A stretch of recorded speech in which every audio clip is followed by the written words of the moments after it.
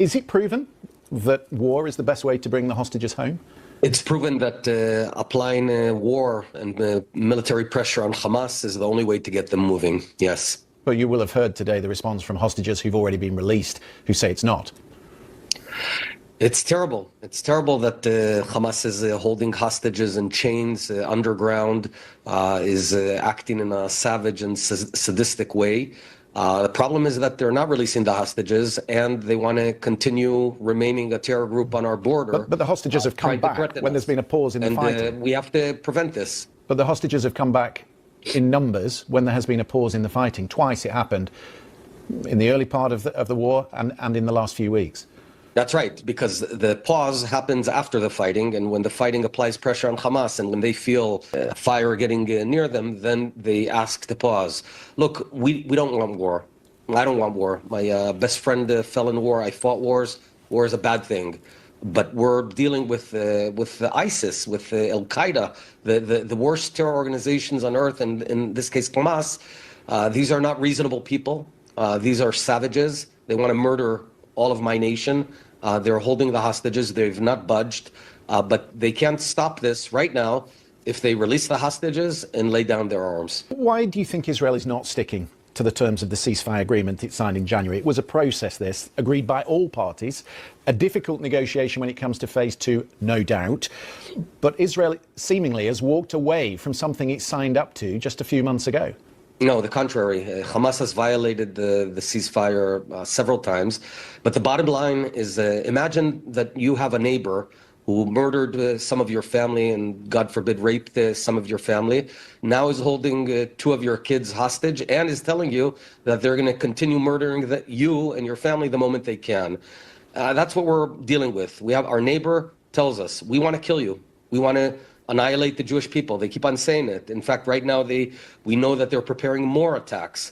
And being nice and talking is not moving anything. So we have to apply pressure, and we have to fight these savages and defeat them. Would you, if you were Prime Minister at this point, restore aid to Palestinians? Would you provide people living in Gaza, the innocent people who are living in Gaza, with food, water, medicine, safe havens? During the ceasefire, we let in 25,000 trucks of aid. I keep on hearing about starvation, but when I saw the pictures of that sadistic ceremony of releasing the coffins of babies, you know what else I saw? I saw fat Hamas terrorists. They were fat. They had a lot of fat on them. That means they're eating a lot. I don't know what they're having there. Is it pizzas or hamburgers? But I guess there's a lot of food if you're that fat a terrorist. So with all due respect, tremendous amount of food is entering Gaza. Hamas is hijacking some of it. And if I were a Gazan, I would come with complaints to Hamas. But the British government, a key ally, says Israel is breaking international law by stopping aid going into Gaza. The Foreign Secretary, David Lammy, said that while Israel quite rightly must defend its own security, the ongoing blockade is a breach of international law. No, we're not. That's incorrect. We're allowing tremendous amount of food in, and in fact, there is no starvation in Gaza, as I just mentioned. If there were, I think we'd see skinny people, but instead, all we saw is fat terrorists. The only skinny people were the hostages that were starved by the terrorists. How much of this do you think, this decision to walk away from the ceasefire agreement, is politics? Because you have said previously that Prime Minister Benjamin Netanyahu is seeking to avoid the ultimate responsibility for the security failure on October 7th. Do you think this says more about his position within the coalition? Look, I'm no big fan of this government, and that's well known, but I want to tell you that all Israelis stand behind the military, the IDF, the hostages, the need to bring them home, and the need to ensure that a massacre such as October 7th will not occur again. But when I look at the poll that's been done by Lazar in the last few days, only 27% of people believe the best approach is to resume full-scale fighting. 54% believe the government should agree to a deal securing the release of the hostages. So the politicians are on the wrong side of the public debate in Israel. Look, as I said, all Israelis that are called up for reserve service, even fourth time, fifth time, are coming. And we understand that war is a bad thing. We don't want war. If it's the only way that we can release the hostages, we'll do what we need to do. Do you think there is a future for Palestinians in Gaza?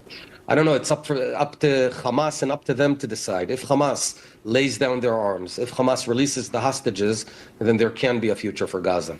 Would you support the crossing points in Gaza being opened for people to leave?